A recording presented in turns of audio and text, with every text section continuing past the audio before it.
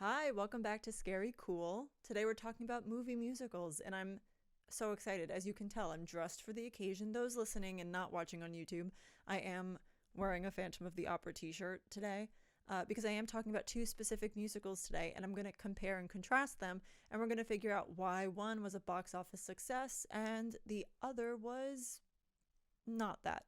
So we're going to go into everything. I want to talk about the marketing behind these movies, the directors, the editing, what was taken from the stage to the screen that worked and what didn't, and everything in between. Because I'm really, as we've well established, a theater kid at heart. And the success that Wicked has had is making me so happy. It just got 10 Academy Award nominations. Ariana Grande, Academy Award nominee. Ari Nader's rise. Okay, we stood by our queen and look at where she's bringing us. I'm so excited for her. Cynthia Erivo. The costume, I think, got lighting and scenic design, I think, got one. So I'm very excited. I made a TikTok last week. If you're not following me on TikTok, you should be, because I post on there a lot. And I gave a heads up that this week's episode was going to be on movie musicals. And I said I was going to compare and contrast Wicked with the 2004 Phantom of the Opera movie, because I wanted to give everyone a chance to watch both, if in case they have not seen. So that way this conversation's a little more open and able to be had amongst all of us theater kids, because I know everyone is going to have many thoughts to share. And Scary Cool is an open door. It's an open conversation. So I'm really excited to get into this. If you see me looking down this episode, it's because I have lots of notes that I've taken on both, lots of things that I want to get to and I don't want to forget, even though I'm sure there will be things I don't cover, but we're going to cover 90% of anything that is there to cover with these movies. Clearing up that if you see pause or anything very furry in the background, it's my dog laying on my bed. We're changing up the scenery today and just having like a calm fireside chat. I have a candle on, a lamp on. It's very cozy here. So everyone get a snack or, you know, a drink or whatever you want, and let's discuss these movie musicals. I'm very excited, and I think I'm going to start with Wicked, because this is my podcast and I could do whatever I want. So I'm going to start with Wicked. This movie was amazing. Well, obviously we all know it's amazing. The Academy Awards are recognizing it, which is huge, because I feel like genre film, like horror musicals and things, don't get the recognition from the Academy that they deserve. And also shout out to The Substance, because they got some Academy Award nominations. But the budget for Wicked was $145 million. So definitely a big budget film, and their marketing budget had to be close, if not more than that, because they did partnerships with every brand that you could possibly imagine. So let's talk about their marketing first. Everywhere you turn this past year, there was a Wicked partnership. Xfinity had a Wicked partnership. Ariana Grande's makeup company did a partnership with Wicked. Obviously, she's Glinda. They did a press tour that was wild to watch, and I loved every minute of it, where I know people were laughing because Cynthia and Ariana were crying a lot. And they really went viral with a lot of TikToks and short sketches they did on late night. There was a soundbite that went viral on TikTok from their late night appearance, I believe on Jimmy Fallon.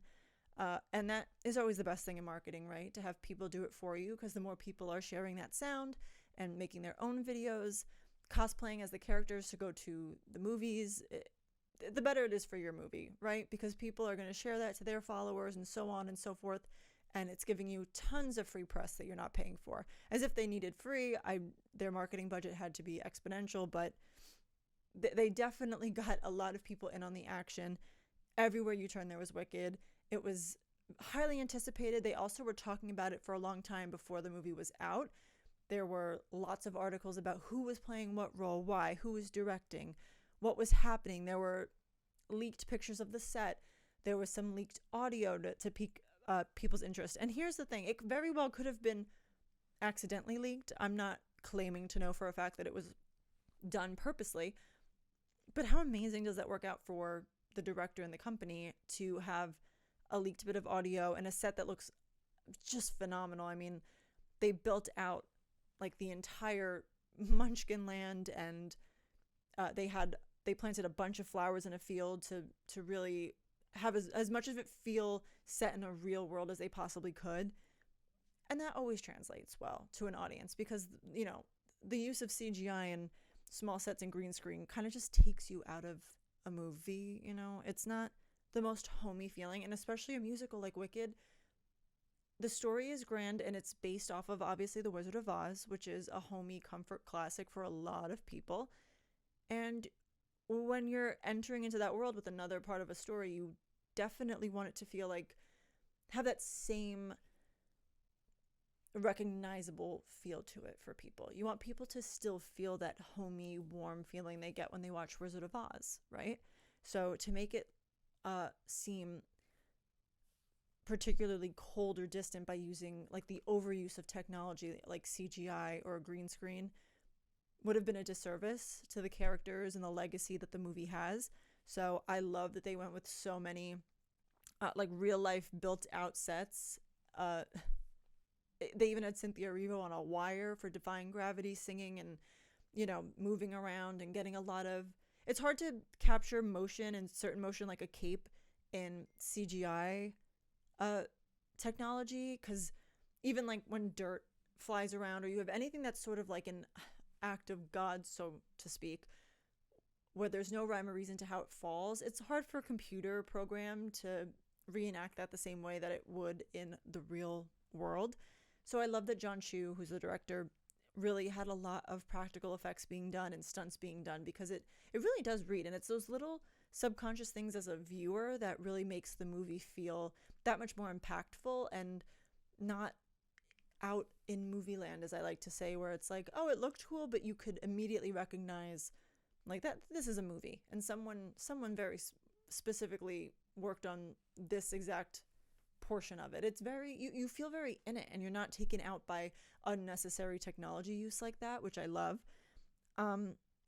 So let's talk a little bit more about the specifics. So their budget to make the movie was $145 million.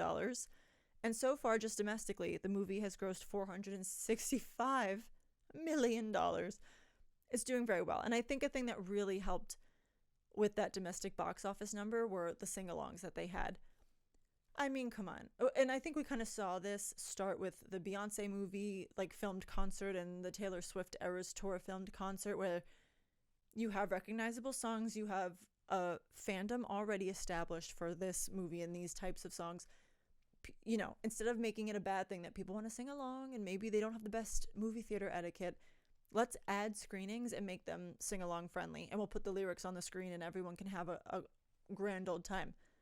I mean, what a great, that's a wonderful idea, and I'm sure it's trickled down from those concert movies. But it kind of goes into what I was talking about last episode with third places and having an escape, so to speak, from work or home, or just a place to congregate and be social and be around other like-minded people. Talk about a great third place, a sing-along movie of a musical you love. That's a super smart idea. I'm sure it's helped tremendously with the box office numbers. And then again, I know there's a big time difference between when Wicked came out and the Phantom of the Opera movie. That was in 2004 and Wicked was 2024. So do the math, because I'm not going to, but that was a long, quite a span of time. Things have really changed in those years. So I am going to be a little kinder in my critique of Phantom when we get to it, but it can't take away from Wicked's success. So they did a lot more late night press circuit as well than I feel like they did morning show press circuit, which is, I think, better for the demographic you want to go see your movie. The landscape of TV has changed so much. I don't really know what kind of people in the demographics from like 18 to 39 are watching morning news shows or morning talk shows versus how many are watching late night or clips of late night on TikTok. I feel like it's a better reach for your audience to have your actresses and your stars be doing a late night circuit, and the outfits are always great. It was very reminiscent of the Barbie movie for me, where it was like everyone was dressed in theme, in color, Cynthia wore a lot of green, Ariana wore a lot of pink. Everyone was posting what they were wearing to every premiere internationally. I mean, that's how you do a press junket. It ends with us, I'm looking at you, which we won't even go there because I'll find myself in the lawsuit and I won't even know how I got there. But anyway, let's talk a little bit more about the technicalities of what makes Wicked an excellent movie. The Wicked stage show already has a really strong following. And that's because the story of Wicked is scarily reminiscent of times that many of us have lived through or are currently living through. Having a false idol, having someone be painted the villain when they're really not, judging people off of their looks, someone looking really kind and nice but actually not being a good person inside, and many, many themes that many people will find familiar.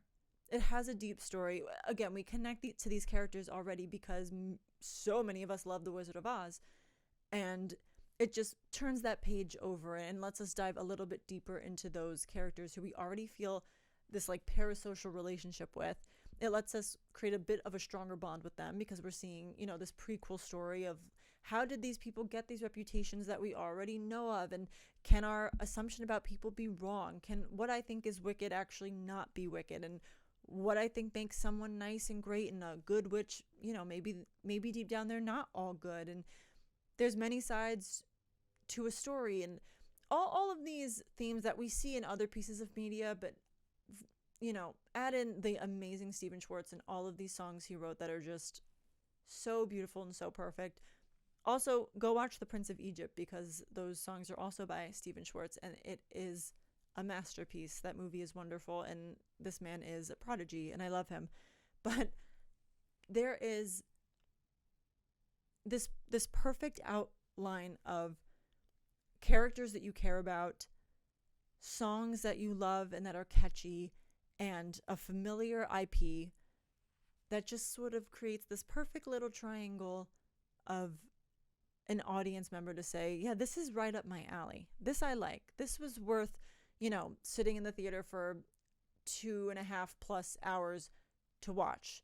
This has a lot of meat on its bones. There's a lot you can talk about with Wicked, and it leaves you asking a lot of questions, and it leads to a lot of conversations you can have with others about their opinions, their thoughts, where can it go. I also think it was very smart to make it 2 parts.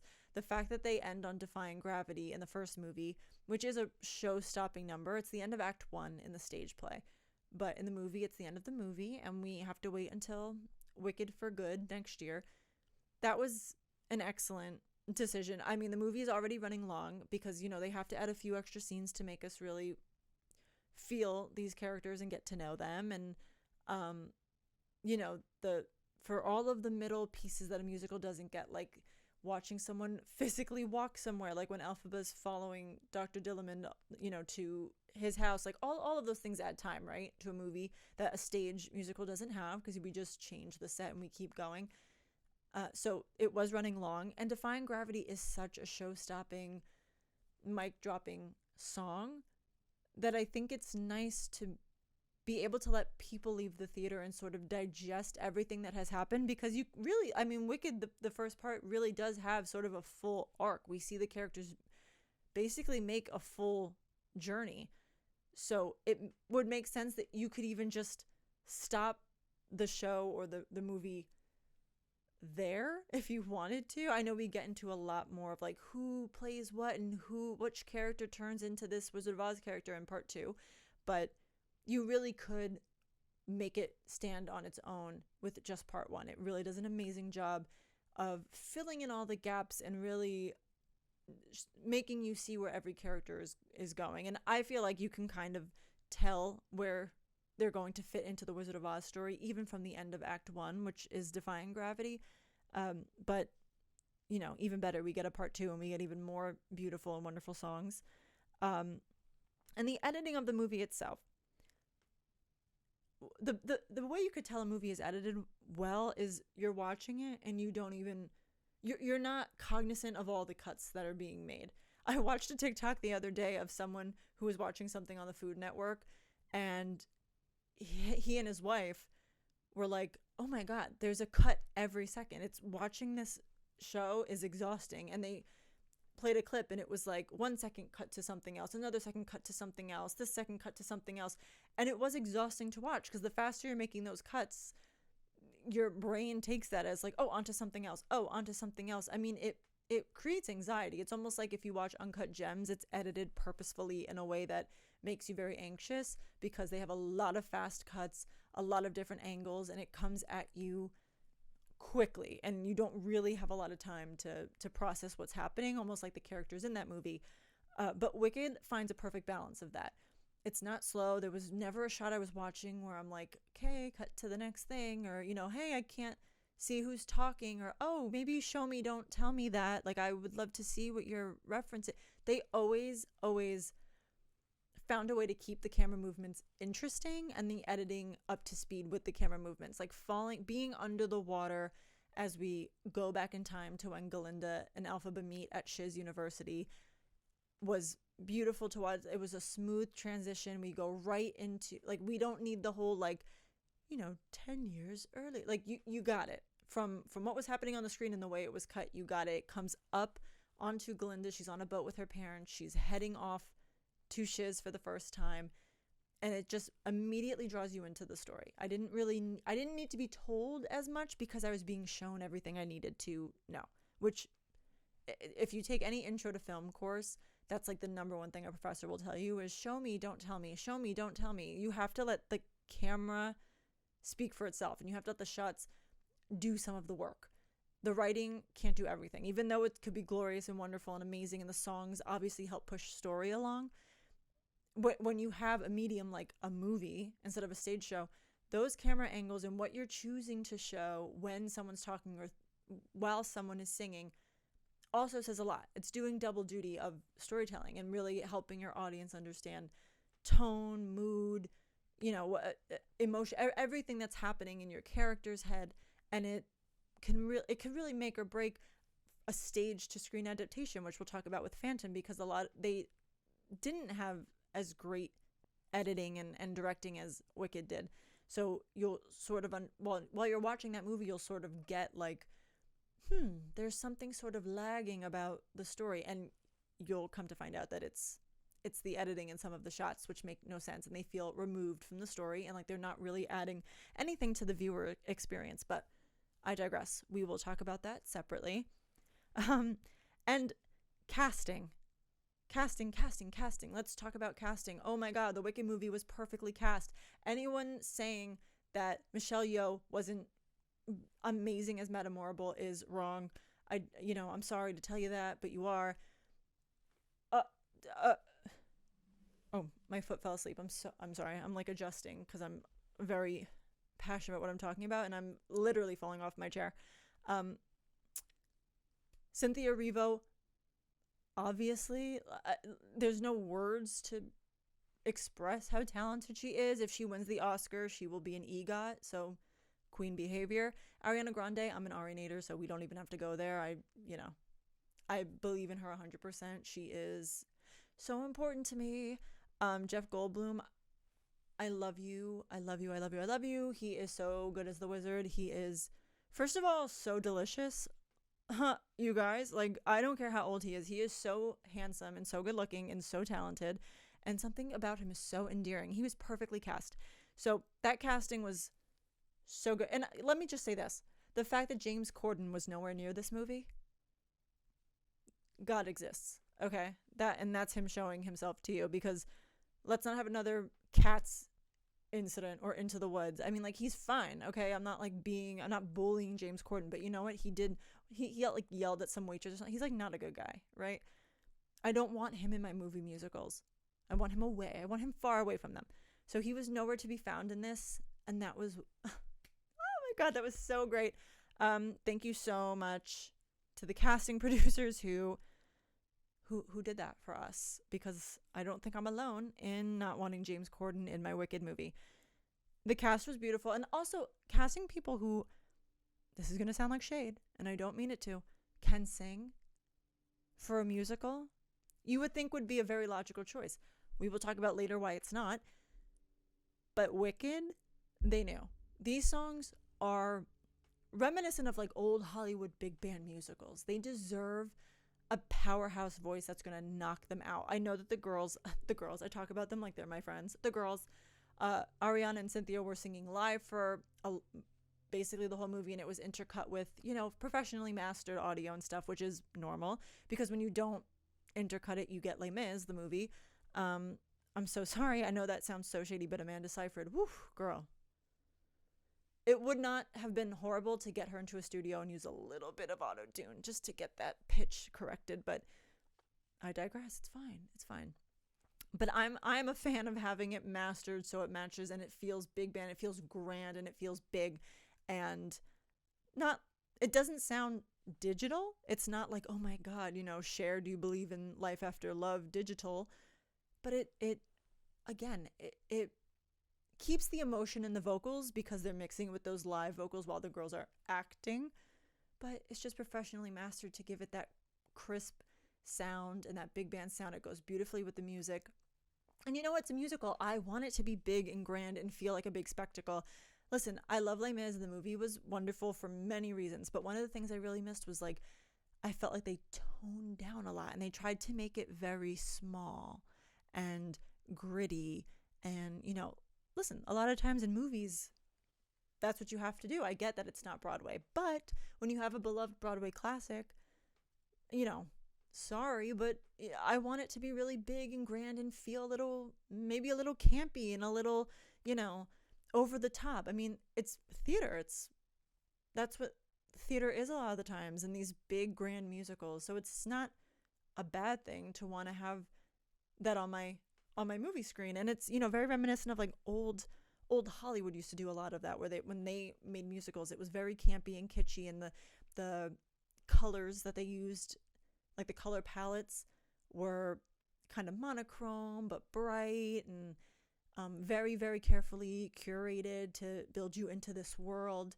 And I felt like Wicked really did that, and it paid respect to a lot of those old movie musicals, because people hated the color grading. I disagree. I found it to be the perfect balance between this fantasy-like world they live in, but felt very real to them. It wasn't like these colors were, so vibrant and bright that you feel like you're watching a Lisa Frank, like a kid with a Lisa Frank folder, wave it in front of you. It was just enough. And I felt like it also probably would lead into, if you're going to do a marathon and watch part 1, part 2, then The Wizard of Oz, I feel like it also contributed to the story, because I'm sure through the eyes of a young girl like Dorothy, that world seems much brighter and much more, vivid, because she comes from that sepia-toned version of Kansas. Whereas I'm sure if you're born and raised in Oz and that's all you know, it doesn't seem as grand and colorful because you're surrounded by it all the time. So to me as a viewer, that's what I took away from it, is it does have color, and it is this wonderful, colorful world, but it's not a fantasy land, because these characters and these people live here. They're all they know is here, and this is their reality. So that's what it read to me. Now switching the dial, we're going to turn the dial from Academy Award nominee and box office record breaker. We're going to turn back time to 2004. Pre-economic crash of 2008, post 9/11. It's a crazy time.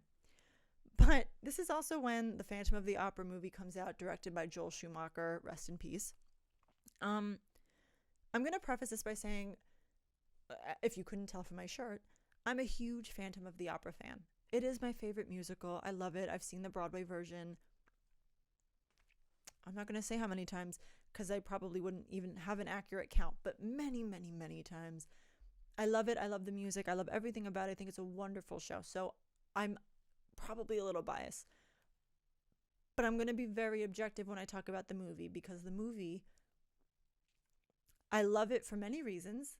Partially because it just brings me that warm, fuzzy feeling of, aw, I used to watch this when I was little. And, a little theater kid freak. But looking at it from a constructive lens, there's some things I would change.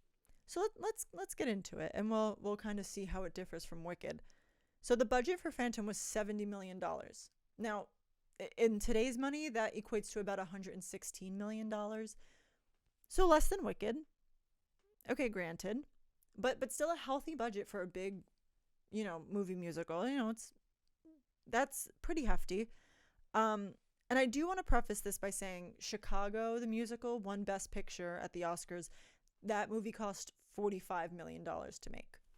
Now, I know the sets are much smaller. I know that there's only there's not many big ensemble numbers in that, so it probably costs less to make. And the Broadway production is very scaled down, so I'm sure it's cost efficient to run. So I'm sure they didn't need as big a budget as something that wanted to build out its own world like Phantom had to. But I think it's important that we put that out there, that it won Best Picture at the Oscars and it cost $45 million. We'll put that out there. And before we even get into anything with Phantom, the poster. Why is his mask on the wrong side of his face? I'm sorry, I can't get over this. Oh, because we wanted the shadows to work with the blah. His mask is on the wrong side of his face. It looks ridiculous. We're already not starting off amazing because it doesn't really show that you have a love for these characters and you really want to do justice to what fans really love about the stage version in the book, when something as important as what side of his face the mask is on, you think is trivial enough to be oh, just switch it to the other side if it looks better in a photo. Hey, let's not do that, please. It makes no sense, and the poster looks ugly because of it. I'm sorry, I had to get that off my chest, but it just drives me nuts. Every time I look at it, I was doing my research for today's episode, and every time it came up, I was oh my God.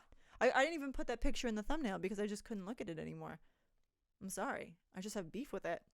But anyway, I know what everyone's going to say. Most people's biggest problem with this movie was the casting. And they're not wrong, okay? And again, this is not a slight to anyone. Emmy Rossum is beautiful and her voice is lovely, and I think she does a really great job with what she's given, the material she's given. And I'm a big believer that actors can only be as great as their director allows them to be. I was not on set, obviously. How old was I in 2004? I was 7. I wasn't there. I don't know what Joel Schumacher told them to do, but it does feel very acty. And it's hard to describe, but it feels like when you're watching certain scenes that the reaction that certain characters have to what's happening doesn't seem logical. And the only reason I could think that would happen is that the director told them to react like that. That's a direct director's note that they are using, which again is not their fault. That their job is to listen to the director. But when you're watching it and you're really involved in the story and you're oh, I probably would have reacted to this plot point, with this kind of expression. And instead she has this opposite expression on her face. I tend to be Joel, what did you tell her? What did you tell her, Joel? But Gerard Butler, let's start with the Phantom. Gerard Butler plays the Phantom.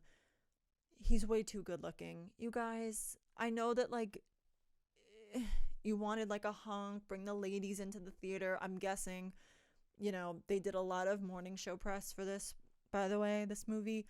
And they really used and abused Emmy Rossum. She was on that press tour. And I think she was 16 when they shot the movie and 18 when it released. A baby, a child, it's crazy. 2004 was a dark time. But I think that's also important to note is she was very young and she's carrying this movie with these characters that are so well known across the world on her back. I mean, let's let her become an adult first. But no. Andrew Lloyd Webber, if there's one thing he's going to do, it's going to be find a young ingenue and become obsessed with them until he no longer finds use for them. Right now it's Nicole Scherzinger. Before that it was Sierra Boggess. If there's one thing that man's going to do, it's going to find a young woman who's very talented and just put them in everything. Everything. But anyway, Gerard Butler's too attractive to be the Phantom. There, I said it. And it's not oh, he's really attractive, but he's this Broadway star with these vocals that you wouldn't believe. He has trouble carrying these songs. let's not lie. I love them and I listen to them on repeat. And he's not bad. It's not horrible. But it definitely took a lot of digital remastering to get him to hit some of the notes and to hold that note for what the music demands. There's a lot of very long held notes that the Phantom has to sing that are very high, kind of in falsetto, very difficult to sing. Michael Crawford, who originated the role on the stage, was very, very talented. I'm sure it was incredibly hard for him to do, but he did it beautifully, and he's very well known for being able to hit those every single night that he did it live in New York. And Gerard Butler, I fear, you can kind of tell that the digital remastering had to help him out a lot on those heavy lifts.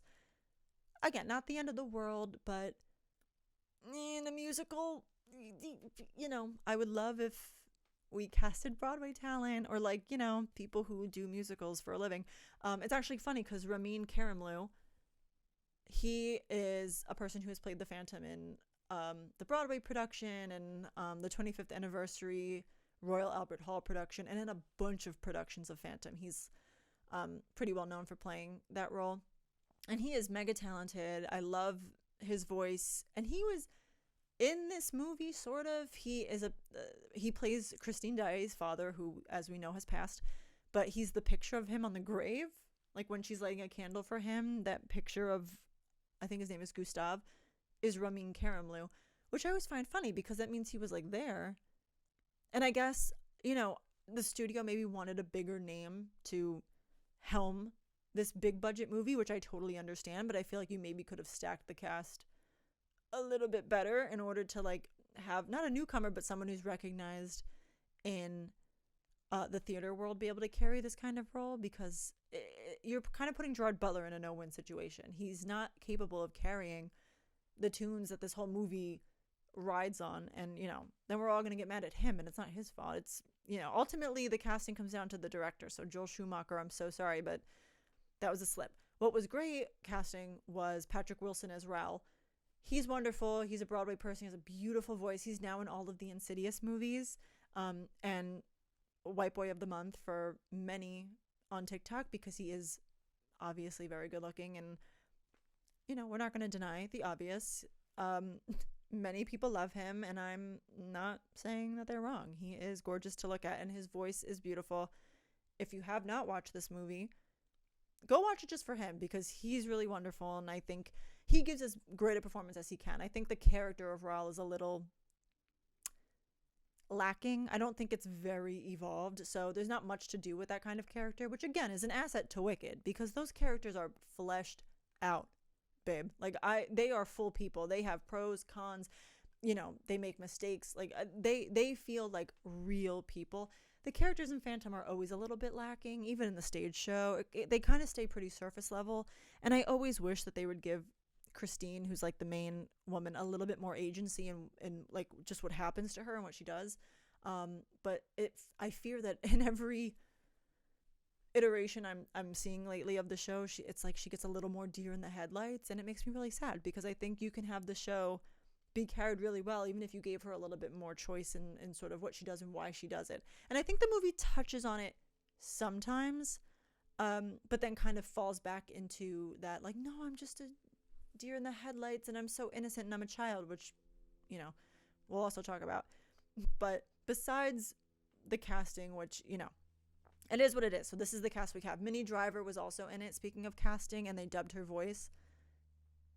Am I a fan of that? I mean, no. Cast people who can sing. There's many, many, many very talented, wonderful Broadway veterans who probably would have done the role of Carlotta beautifully and wonderfully, and, you know, sing their own lines. But hey, again, it's 2004, and Minnie Driver was one of the biggest name talents to probably have her name attached to this movie. So you do what you got to do sometimes in the industry to get a movie made. You need certain people attached, a certain level of talent. I get it. There's a lot of red tape. But if we're being honest, they probably could have found someone better for that. Madame Giry, the only one with a French accent for some reason in this whole entire movie, even though it takes place in France. I would love than just for none of them to have an accent. I don't know why she has such a strong accent and literally no one else does, when all of them supposedly have lived, worked, and trained in the opera dormitories for their entire lives. We won't ask questions, though. You know what? Sure. We'll just suspend our disbelief a little bit and not ask questions about it. But let's talk about the runtime. Wicked, people want to say that Wicked had a bloated runtime because it was long. It was almost 3 hours. But did you ever feel like you were watching a 3-hour movie? Because I didn't. I watched it a few times, and every time I was like, boom, boom, like we're rocking, we're rolling, plot point, like song comes in, new scene comes in. Like, I was always entertained. I didn't really find any down point where I was like, okay, this scene wasn't needed. I don't know why we have to have a 3-hour movie and they could have cut this out. I felt like really everything in there was needed, warranted, shot beautifully. I was never taken out of it. It was, I think it really necessitated the runtime, my opinion. Phantom, on the other hand, was also over 2 hours. And there were so many things that while watching, I was like, why is this? I mean, someone called cut. The scenes are going on just a little too long. There's like one too many reaction shots that we don't need.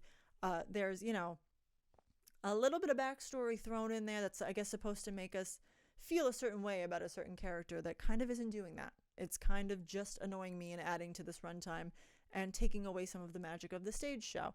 So let's talk about it.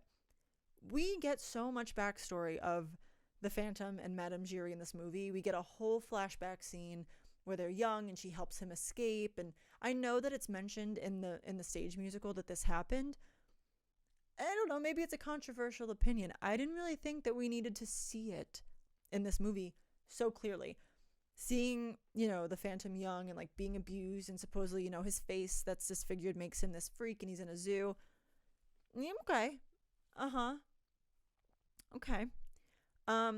Going through the entirety of like Madame Giry finding him, feeling bad for him, going back later that night, helping him escape, hiding him downstairs. Like, I felt like it was a little bit too showing me. Like I get it. But part of the charm of the musical is sort of the Phantom's the mirage he casts of like, is he a man? Or like, is he some like ghost all powerful? Like, it kind of leaves you guessing for a little bit. Whereas the movie right away kind of tells you like, this is just a man who's living in the sewers. And everything somewhat magical that Christina's seeing she's only seeing it because she's in some sort of like love spell that he's cast on her. But everyone else is like, ew, he lives in the sewer. Like, and they very clearly see it for what it is, which is like a dark abandoned space and this and that, which I didn't really love. I like living in the fantasy a little bit longer of like, are there candles rising from the water? I don't know. It sounds cool. There's like a really cool scene where he leads her through the mirror, which, let's talk about that. One of my favorite scenes, and the iconic scene, is when he pulls her through the mirror when he first the Phantom makes himself known to Christine. And the stage musical, there's only so much you could do. Like, obviously the pane of glass slides to the side so she can walk through the frame of the mirror. All is well and good. In a movie, you would think like, wow, like I wonder how they're going to do that effect. It's probably going to be really cool. It's not. It's like this weird tech, like you could tell like they probably tried to use like some CGI and some like different lighting where like it's like this weird glow around Christine's head, and they don't even keep the frame of the mirror in shot, so you kind of know she's going through the mirror but not entirely, and then all of a sudden it just cuts to like she's behind it. And I just was disappointed in it. I remember watching it for the first time, being disappointed, and I'm disappointed now. It's like a close-up shot of her. I don't know why you would choose to make that iconic shot a close-up of just her face, especially when she's in this like dazed sort of state where she's like literally like just eyes wide shut. Like they are just deer in the headlights to the 10th degree, and that's all we see of this iconic thing. I wish it would have been a cooler shot, something a little more experiential or maybe more gothic inspired, which is kind of my critique of a lot of the set. But I digress. They also show immediately, like, I think it's Meg comes to her room to see her, and she sees that like the mirror is moved over and there's like a hall behind it. And it's like, oh, when Christine went through it, there was these like really cool shots of hands holding candles. And as her and the Phantom are going down the hall, they all move out of the way as to like not set them on fire. And it's awesome to watch. Like, I thought it was pretty cool for 2004. I was into it. And then immediately they show Meg being like, ew, this dark hallway with like a rat goes by and there's no lights. And it's like, let me live in the fantasy a little longer. You're telling me Christine imagined all of that? Like there's some things that works with, like the mirror bride. She sees, like, it literally is herself in a wedding gown when he shows it to her and she faints. That's another famous scene. And at the end of the movie, when the illusion of who he is broken, she sees that it's just a mannequin. Like, that I feel like would have done more for the storytelling than everything else. Like, even if he would have just shattered that illusion of like, it was never me in that wedding gown. It was just like I was fooled into thinking, or like my, naivety made me see that. But in reality, it was just a mannequin, like, would have done more for me than every single trick that the Phantom has being explained away like 20 minutes after he does it. I just felt like it was kind of sad to see. I was like, dang, they're really coming for him, being like, he's a man in a sewer, don't fall for it. You could tell whose side I'm on in this movie, in this love triangle. They also changed the chandelier crash, which I'm not mad about it. They usually, the chandelier crash is like Wicked's Defying Gravity. It's like a mic drop moment to end Act 1 and really raise the stakes, because Christine gets engaged to Raoul, and the Phantom, being mad about that because he loves her, as Christine is taking her bows because she's playing the lead in this opera at the Opera Garnier, takes the chandelier and makes it crash, and it almost kills her, and Raoul saves her at the last minute. And even in the stage show, the big chandelier from up above the orchestra comes flying down, and it ends Act 1. The movie changes that to be at the end of the movie. It's at the end of Point of No Return, when Christine takes his mask off in order to like get away and get Christine back to his lair. He then cuts the chandelier. The entire opera house goes on fire, mind you. So people are running for their lives and being trampled. It's very violent. But I did like that change, because if you're not going to separate the movie into two parts like Wicked did, I do think that the ending did need to be a little bit splashier, because the stage show, the staging is kind of problematic for me anyway with that last number, because he kind of just like puts his cape up and then like runs, but then there's like men with guns and they somehow don't shoot him. So it's always a little like, suspend your disbelief, he got away. So I did like that they made him like shoot through they do a cool stunt where he like goes through the fire in the Point of No Return set, and he like cuts the chandelier and everyone's running away. Like I do think that made more sense, and it was nice. And I know it sounds like I'm like really ragging on it, but it comes from a place of love, because I love this musical so much, and I think it deserves its big grand moment, just like Wicked and Les Mis got when they got movies. Obviously, this did not get any Academy Award nominations, and I think it could have. I think that it could have really, if they would have just not been afraid to dive into the really like gothic element of this like dark romance, I think it would have been better. I think that they tried to make it a little bit more like A, appealing to all, and B, a little bit more loyal to the stage show. And while I respect that, some things don't really translate well from stage to screen. Especially like they changed a lot of the costumes. Like I think almost all of the costumes are different. It's like, okay, you could have paid homage to the stage show by keeping one of the original costumes. Like, I don't know if it was important to you, but they don't. They change all of the costumes, so it's a little like, okay, we're picking and choosing what we have to really stay loyal to with the stage show. The blocking is also kind of boring in this movie, I'm not gonna lie. The final like song, the final layer, which is like one of my favorite parts of this show, because it's just really beautiful. You could have done so much with the blocking. It's a movie. Like, the editing could have been faster.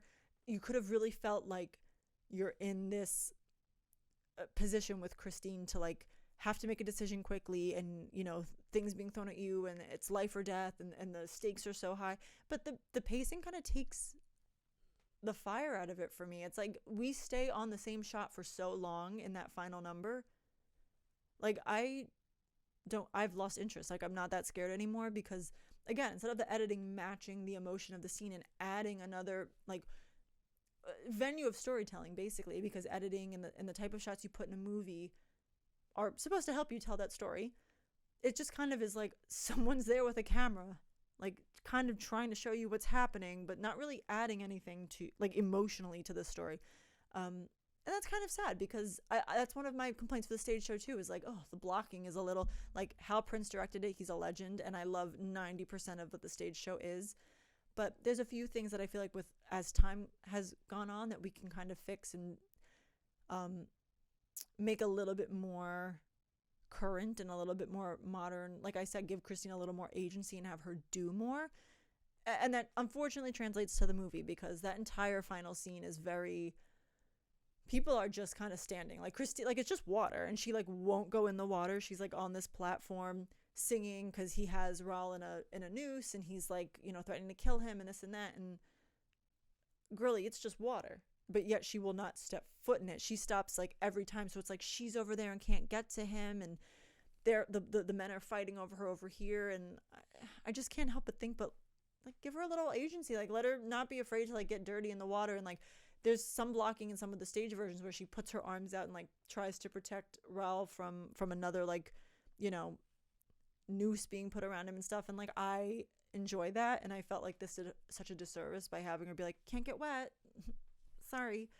And again, like the shots last for a little too long. Like he's holding rope like this in one of the shots, and I swear to God, it's like 15 uncut seconds of him like as someone else is singing. It kind of takes me out a little bit. I'm like, okay, cut. Go to another shot. Show me who else is reacting to this. What does Raul think about this? What is, you know, like do something. Do something. But alas, they don't, and it's really quite boring. And lastly, let's talk about the disfigurement itself. Let's talk about the Phantom's face, which is literally the plot of the whole movie, is that half of his face is incredibly disfigured. He believes it makes him unlovable, yada yada yada. This movie, okay, in the silent film from 1920 whatever, Lon Chaney looks more disfigured than this Phantom does with all the technology and makeup effects that were available in 2004. We'll put it that way.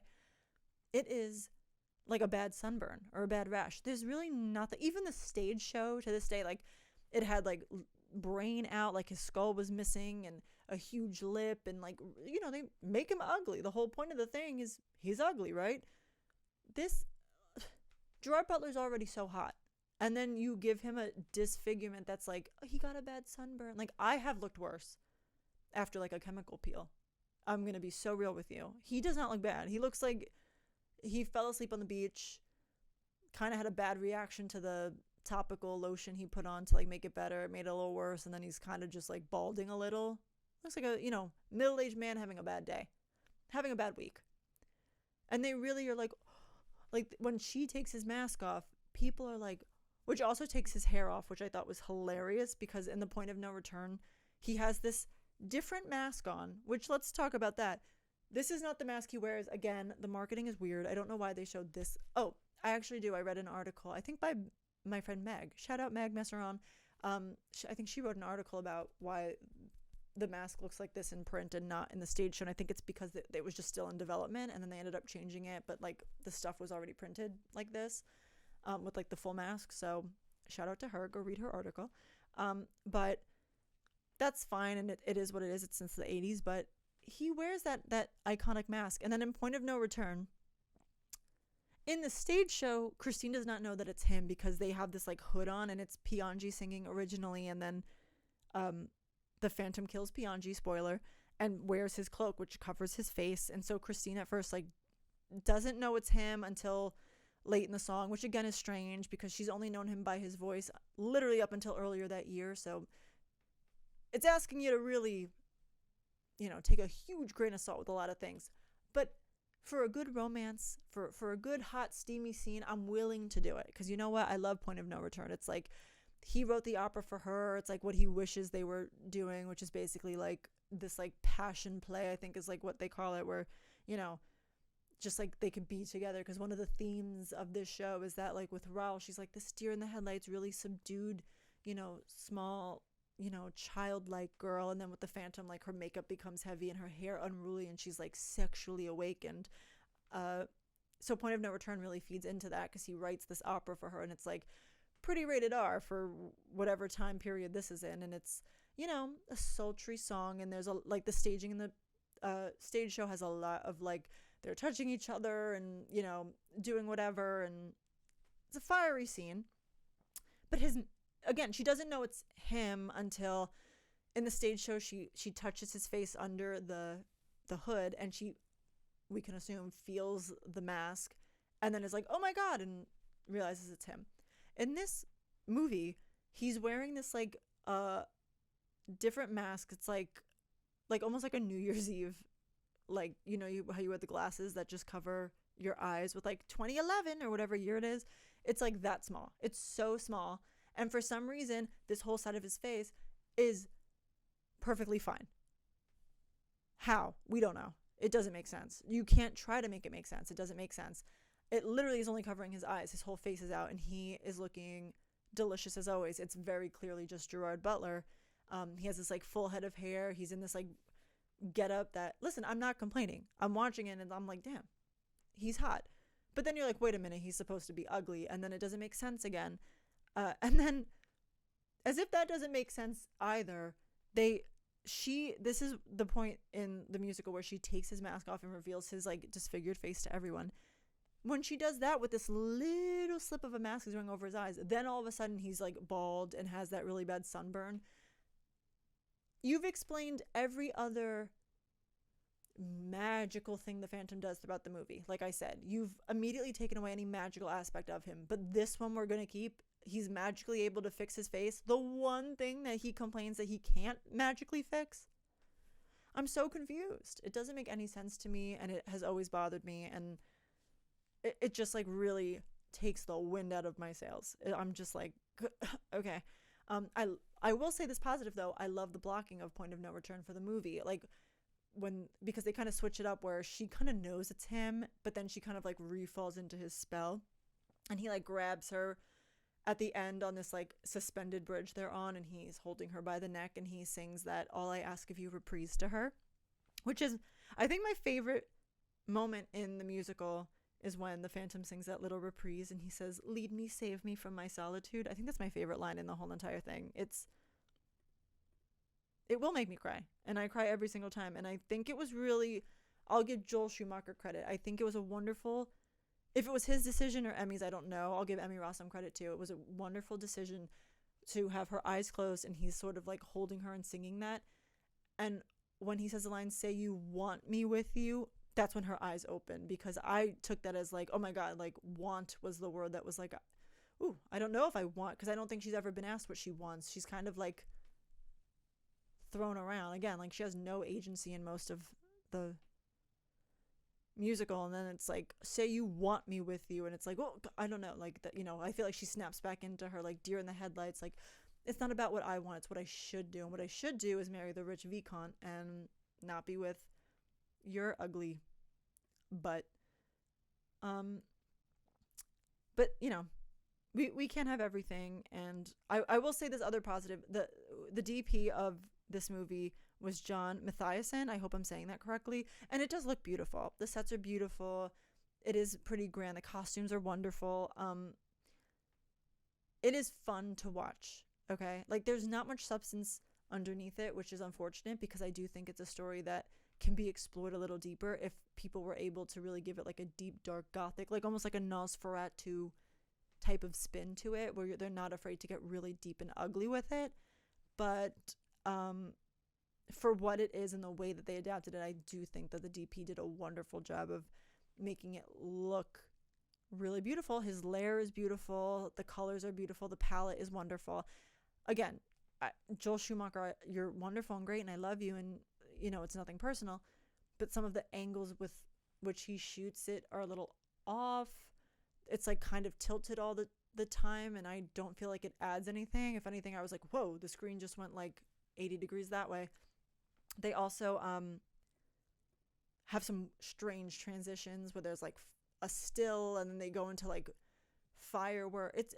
It's in Masquerade. It's a very strange transition. It's almost like that one episode of The Sopranos where everyone laughs about it because there's like that one transition where Carmela like freezes and it like spins and then it goes to the next scene, and they never did it again in that entire series. It reminds me of that. It's very like, why did they have to have like CGI fireworks leading into this thing? Like, it's weird. I just felt like, okay, they were playing around and maybe it made it into the final cut by accident, because it does not fit into this movie at all. It doesn't make any sense in any, if you look at it compared to the rest of the movie, and it sticks out like a sore thumb. How much did it gross opening weekend? Their total domestic gross was 51 million. This movie did very good internationally, and that's what saved it. It like made more than what it cost to make back just internationally. But we're just going through. I just want to look at domestic box office for these compare and contrast. Whereas, like I said, Wicked cost 145 million to make domestically so far. As of January 26th, it made 465 million back domestically. Obviously no contest to Phantom, unfortunately. Again, it was 2004. Like, you know, times have changed, things have changed. The way that we make content has changed 10 times over. So it's not a mortal sin. And again, I'm making fun of it, I'm poking holes in it because I do think it really does irk me that other movie musicals are getting their moment, and I'm so happy because I love musicals, and I think that in times of like great unrest, which is what we're going through right now, the arts have always been throughout history a way for people to escape and learn and not be like radicalized but educated and see things from other perspectives and learn a lot of lessons that are unfortunately needed to be learned in today's world. So I'm happy about all of that, but I do wish that maybe we had like a Robert Eggers or someone like a little more boundary pushing to direct a Phantom movie and really give it to the girls who love the gothic horror romance. Like, we need like a Mary Shelley influenced version of Phantom that really dives into and doesn't shy away from how messed up the love story is, because I think that that's another thing that keeps Phantom a little too conservative for its own good. It's like no one wants to be the one to be like, it's kind of weird, like, you know, he's like her dad, but like not her dad. And it's like, no, he's not. He's an angel sent by her dad, but like, it's like, he's a man who lives in the sewer who loves her. Okay, let's be real. He's a talented opera genius who, you know, wants her to be his muse. And there's been many iterations of the love story. There's even like a TV miniseries that's not a musical at all that you can still watch. And it's just a man who really, really loves. It's like all those gothic romance novels where like the man is in love with her and is like obsessed with her and will do everything short of like killing, you know, his rival to get her hand in marriage. And it's like, okay, cool. I would like to watch it. I would like to see it. I like stuff like that. I want messed up and flawed love stories. I don't really want any more of these, like, you know, we have to know that like their relationship is bad. Like, again, I hate to use this movie because I know it's going through it right now, but It Ends With Us, it's like very clear cut. Like, he is abusive. That is a bad relationship. She has to leave. You're very clearly rooting for the other man. What's his name? Atlas, to win Lily over. Like, it's very clear cut and very told to you who you should be rooting for. I enjoy the mystique of something like Phantom of the Opera, where it's like, yeah, he's kind of problematic and this and that, but like, he loves her. He doesn't mean it. He just loves her. Like, he doesn't know. He doesn't have social skills. He was raised by no one in the sewers with the rats. Like, he's just an, you know, like, musical composer genius man. Like, leave him alone. I like that there could be, it's like Twilight. There's like Team Edward, Team Jacob. There's Team Rawl and Team Phantom, and you can tell a lot about the person by the team they're on. I think I've made my stance pretty clear. But again, this is no shade to either movie. I love both. I wore out my Phantom of the Opera DVD so many times that my parents would continually buy me a new one for Christmas for like 6 years straight. They've bought me many CDs. I had a production booklet they got me for Christmas one year of like the making of, and it was all about the making of the movie. I loved it. I supported it financially for many, many years. I was a stan, okay? And Wicked, same thing. I've watched it many times. I rented it at home to watch it again. I will be fully watching the Academy Awards, supporting anything Wicked. I want them to win any category that they're nominated in. I love them. I will always be rooting for musicals. I think people need them. I think that there's this like fake idea that people don't like musicals, or that musicals like what they did with Mean Girls, where they like didn't market it as a musical, and then people went and they were like, this is a musical? Like, huh? Like, be proud, be loud and proud that it's a musical. I think people really love them and need them now more than ever. And I hope that Wicked's success makes studios realize that there is a huge market for musicals. I hope everyone goes home and watches Prince of Egypt, because that's another Stephen Schwartz classic. And it has beautiful songs and great animation, and it's an all-around wonderful movie. Jeff Goldblum is also in that, which is just a funny thing to know. And I hope that everyone, loves both of these movies and can be able to have the conversation of like, there's things wrong with it, but I love it anyway, because, I mean, hello, that's what art is. Just, there's always going to be flaws to it, things that maybe I don't like, but you loved. So let me also know in the comments, or reach out, or whatever, if you disagree with some of my thoughts. I'm sure that you do, and I'm sure there's many points that you'd like to make about something that I haven't touched on, or maybe just a disagreement about the way we see something. And I'm always down to have the conversation. So follow my TikTok, reply on there, subscribe on YouTube, everywhere you get podcasts. And I look forward to the next episode, because I'm having a blast making these videos, and everyone who watches them, I love you very, very dearly. And this was incredibly fun to make. My passion for movie musicals has been quenched, and I'm glad I got to wear my shirt. I'm glad my dog slept in a little ball behind me the entire time, and I'm glad we had this little fireside chat. My candle's going.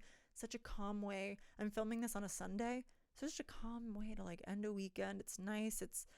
I just had a lot of fun. I'm just gushing. But yeah, subscribe. Email me if you want any episode topics that you want me to cover, any suggestions of, things that you love, things that you hate. Let me know. This is an open forum, an open conversation. Follow me on TikTok, because I'm always posting on there. And thank you so much for watching, and I'll see you in the next one. Bye.